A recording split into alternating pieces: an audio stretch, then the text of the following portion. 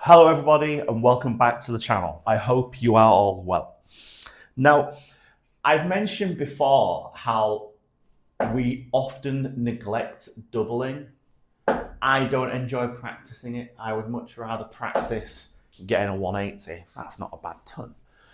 And this is a little game which I don't play often enough, but it's one of them where if you find you've got 5 minutes spare, it's a good thing to do because it just gets you playing the board. And sometimes when my throw doesn't quite feel as right, moving around the board every dart can actually help me find the rhythm and find the motion again for me to feel comfortable. So what it's going to be practicing the common roots.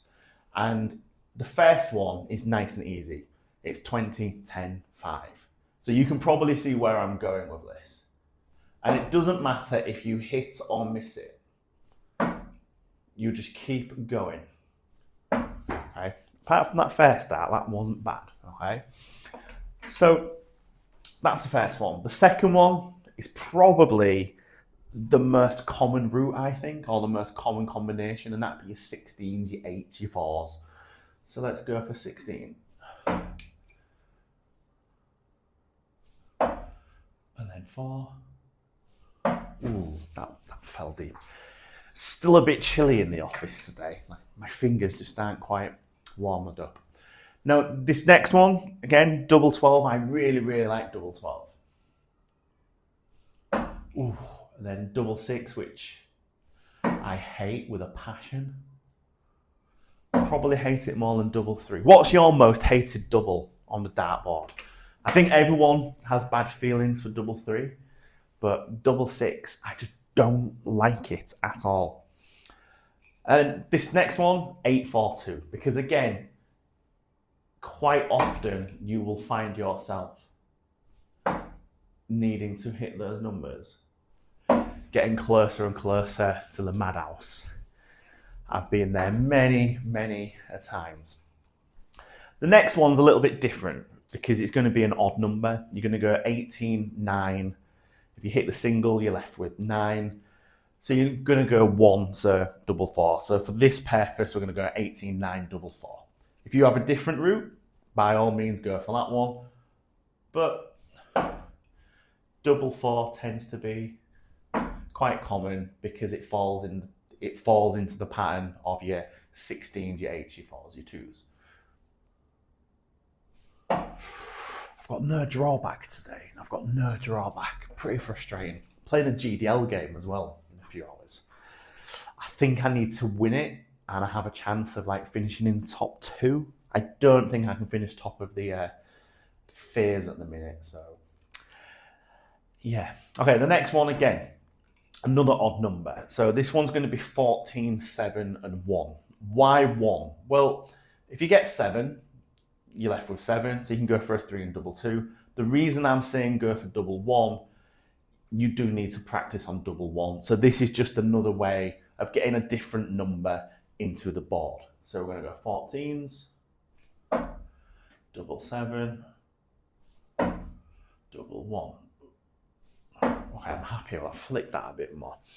Because the idea is you want to get as many different numbers in. So you could go 19, then if you hit the single 19, you might think, okay, I might go for a 5 to leave double 7. Just try and do different ways. You will have your own favorite doubles, but I find this, like I said earlier, it just helps me get back into the rhythm. So again, this one's a bit different. It's going to be double 10, double 5. That was a terrible dart. And then again, we're going to go for double 1. It's one you don't want to go for, but you do need to practice hitting it, don't you? And then the final one is going to be 6, 3, and 1.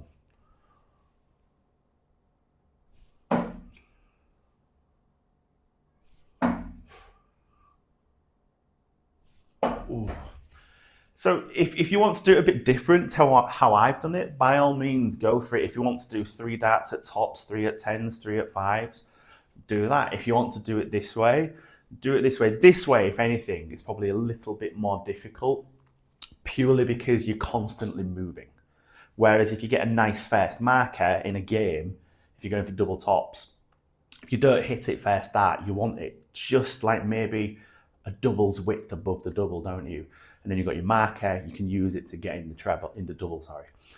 So if you want to do it that way, go for that way. For me, I find this to be better because, like I said, you're moving, you're staying challenged, you're making it that bit more difficult for yourself. And in a game, like if I do it now, if I try and do this now, you will see something I do. Hopefully I do it. If I've left myself double top, the amount of times, okay, I've not even tried and I've done it, I'll hit a 1. It's so frustrating. And then obviously you're going to go for your 7 or your 19. Completely messed this up now.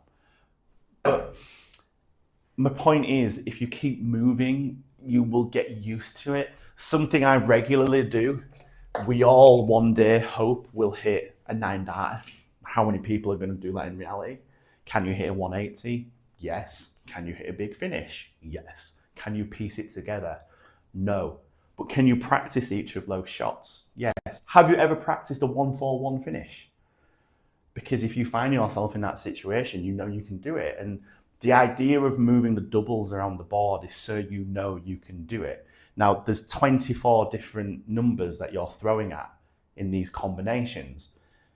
If you can hit, let's say, 8 of them, that's 33%. That's pretty good. If you can hit 6, you're still doing good. That's 25%. I try and aim for 6. I want to do more, but I can't. But anyway, let's end here for today. I'm getting quite chilly now. I need to put a jumper on. And as always, remember to throw first.